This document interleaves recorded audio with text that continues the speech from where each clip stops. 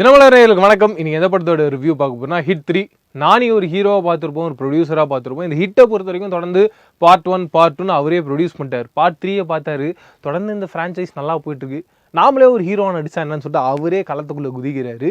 அப்போ இந்த கதை என்ன மாதிரி இருக்கும் அப்படின்னு ஒரு எக்ஸைட்மெண்ட் எதிர்பார்ப்பில் தான் நம்ம படத்துக்குள்ளே இருக்கும்.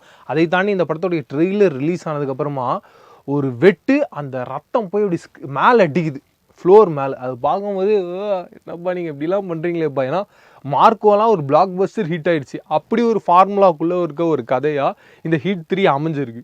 அப்படி தான் எல்லாருமே எதிர்பார்த்துட்ருக்கோம். ஆனால் படமாக நீங்கள் பார்த்தீங்கன்னா கடைசி ஒரு 15 நிமிஷம் தான் அந்த ஒரு ஏரியாவுக்குள்ளே போயிருக்கு. அதுக்கு முன்னாடி வரைக்கும் ரொம்ப டீட்டெயிலாக கரெக்டாக ஒரு காப் த்ரில்லர் எந்த ஒரு டைரக்ஷனில் போகணும், ஒரு சைக்கோ த்ரில்லர் எந்த ஒரு டைரக்ஷனில் போகணுமோ அந்த ஒரு டைரக்ஷன் தான் இந்த கதை அம்சம் இருந்தது. அது இந்த படத்தோடைய ஒரு பெரிய ப்ளஸ் பாயிண்ட்டாக பார்க்குறேன். அண்ட் ஹீரோடைய கேரக்டரைசேஷன் அப்படின்றது மிக முக்கியமான ஒரு பாயிண்ட் இந்த மாதிரியான கதைகளில். அதை ரொம்ப டீட்டெயிலாக பண்ணியிருந்தாங்க. அது இந்த படத்துடைய ஒரு பெரிய ப்ளஸ் பாயிண்ட்டாக பார்க்குறேன். And hero Nani and Srinidhi Shetty இவங்களுக்கான லவ் போர்ஷன்ஸ் ரொம்ப அருமையாக இருந்தது. நான் ரொம்ப நாள் கழிச்சு ரொம்ப அழகாக அந்த லவ்வை ரசித்து பார்த்துட்டு இருந்தேன். எப்பவுமே நானியை பொறுத்த வரைக்கும் ரொம்ப ப்ளசண்ட்டான ஒரு கதையில் ரொம்ப ஈஸியாக நடிச்சிட்டு போயிடுவார். அதே மாதிரி தான் இந்த மாதிரியான ரிஸ்க்கான ரொம்ப ரகடான ஒரு கதையிலும் அவரால் பெர்ஃபார்ம் பண்ண முடியும். அதுக்குள்ளே அந்த ரகட்னஸ்குள்ளே ஒரு லவ்ன்றது இருக்குல்ல, அது எனக்கு ரொம்ப என்ஜாயபுளாக பயங்கரமாக ரசித்து பார்க்குற அந்த ஜோனுக்குள்ளே இருந்தது. அதை நான் ரொம்பவே என்ஜாய் பண்ணேன். படத்தோட பேக்ரவுண்ட் ஸ்கோர் ஆகட்டும், சினிமோட்டோகிராஃபி ஆகட்டும், எடிட்டிங் ஆகட்டும், இது எல்லாமே டெக்னிக்கல் டீமாகவே இந்த படத்தோட ஒரு பெரிய ப்ளஸ் பாயிண்ட்டாக இருக்காங்க. டெக்னிக்கல் டீம் எந்த அளவுக்கு எஃபர்ட் போட்டிருக்காங்கன்றது படத்தோட கடைசி 15 நிமிஷம் புரிய வேணும். ஏன்னா கிராஃபிக்ஸ் உட்பட சிஜிஐ உட்பட அவ்வளோ ஒர்க் பண்ணியிருக்காங்க. ஒருத்தருடைய உடம்பு பிச்சு தெரிக்கிற மாதிரிலாம் ஒரு சீன் இருக்கும். அதெல்லாம் அவ்வளோ தத்ரூபமாக கிட்டத்தட்ட ஃபைனல் டெஸ்டினேஷனில் என்ன மாதிரியான ஒரு எஃபர்ட் போட்டிருப்பாங்க, என்ன மாதிரியான ஒரு ஹார்ட் ஒர்க் போட்டிருந்தா அது ரியலிஸ்டிக்காக தெரியும். அப்படி ஒரு எஃபர்ட்டையும் ஹார்ட் ஒர்க்கையும் இந்த ஹிட் 3 டீம் போட்டிருக்காங்கிறதுல டவுட்டே இல்லை. அது அங்கேருந்து ஆரம்பித்து ஸ்டெப் பை ஸ்டெப்பாக அடுத்து வந்து நானி நீங்கள் எல்லாருமே ட்ரெய்லரில் பார்த்துருப்பீங்க, ஒரு கத்தி எடுத்து நடுவில் ஒருத்தர் வெட்டி அந்த ரத்தம் அப்படியே ஃப்ளோரில் தெரிக்கும். ஏன்னா இந்த படத்துக்கு ஏ சர்டிஃபிகேட் தான். அப்படி இருக்கும்போது அதை ரொம்ப பிளாஸ்டாக கரெக்டாக யூட்டிலைஸ் பண்ணி தெரிக்க விட்டுருந்தாங்க. ஏன்னா இப்போ இருக்க ஆடியன்ஸ் தொடர்ந்து மார்க்கோ மாதிரியான படங்கள்லாம் பார்த்து அந்த ரத்தம் தெரிக்கிறத ரசிக்க ஆரம்பிச்சிட்டாங்க.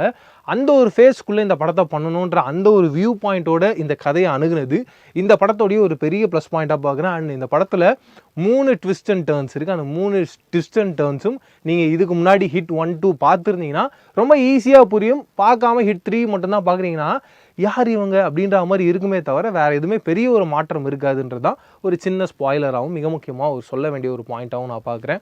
அது மட்டும் இல்லாமல் இந்த எல்லாருமே சொல்லுவாங்க இந்த டார்க் வெப் அப்படின்ற ஒரு பாயிண்ட்டுக்குள்ளே வராங்க. இந்த கதையும் அதை நோக்கி தான் போகுது. அந்த டார்க் வெப்புக்குள்ளே இப்படிப்பட்ட விஷயங்கள்லாம் இருக்கான்னு தெரியாத நமக்கு நிறைய இருக்கும்ல, அப்படிப்பட்ட விஷயங்கள்லாம் ரொம்ப அழகாக சொல்லியிருந்தாங்க. எப்பயுமே இந்த மாதிரியான சைக்கோ த்ரில்லர் படங்களை நான் இந்த பாயிண்ட்டை மிக முக்கியமாக பார்ப்பேன். இந்த சைக்கோ த்ரில்லரில் இவங்க என்ன புது அப்டேட்டை ஆடியன்ஸுக்கு சொல்ல வராங்கன்னு சொல்லிட்டு கண்டிப்பாக அப்படி ஒரு எக்ஸ்ட்ராடினரியான எக்ஸைட்டிங்கான ஒரு அப்டேட்டை கொடுத்துருந்தாங்க.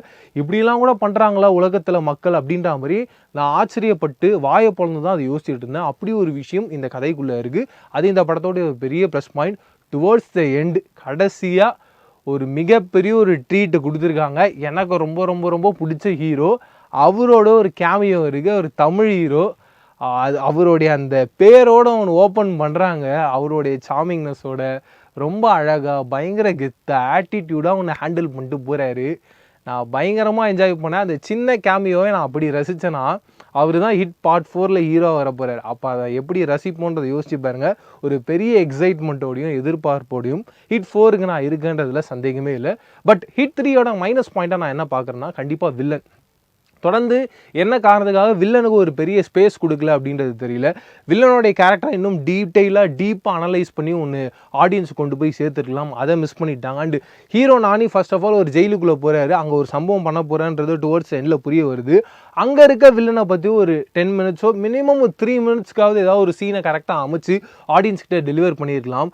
அதுக்கான ஸ்பேஸே இல்லாமல் அவங்க எதனால் கடகடன்னு போனாங்கன்றதும் புரியல. இப்படி ஒரு சில மைனஸ் பாயிண்ட்ஸ் இருக்குது. அதெல்லாம் இவங்க இன்னும் சரி பண்ணியிருந்தாங்கன்னா இன்னும் இந்த ஹிட் 3 அப்படின்றது பயங்கரமான அற்புதமான ஒரு படமாக வந்திருக்கும். ஜஸ்ட் மிஸ்ஸில் அதை மிஸ் பண்ணிட்டாங்க. ஆனால் அதை மிஸ் பண்ணதையும் யார் ஃபில் பண்ணுறாங்கன்னா நம்பால் ஒருத்தர் உள்ளே வர்றாருல அவர் ஃபில் பண்ணிட்டு போயிடுறாரு. அவர் வந்தவொடனே தேட்டரை செலிப்ரேஷன் மூடாக மாறிடுது. எல்லாருமே என்ஜாய் பண்ணிட்டு வெளில போகிறோம். இதுதாண்டி நீங்கள் ஹிட் 3 படம் பார்த்துருந்தீங்கன்னா உங்களுக்கு இந்த படத்தில் என்ன மாதிரியான விஷயம்லாம் பிடிச்சிருந்து, என்ன மாதிரியே பார்ட் 1 பார்ட் 2 பார்த்துட்டு இதை பார்க்கும்போது அந்த கேமியோ பர்ஃபார்மன்ஸ் வரும்போது எந்த அளவுக்கு எக்ஸைட் ஆனீங்கன்றதையும் கமெண்ட் செக்ஷனில் ஷேர் பண்ணிக்கோங்க. இதே மாதிரி சூப்பரான அடுத்த ரிவ்யூவில் சந்திக்கிறேன். அது டாடா பாய். நான் பிரவீன் கேஎஸ். பாய்.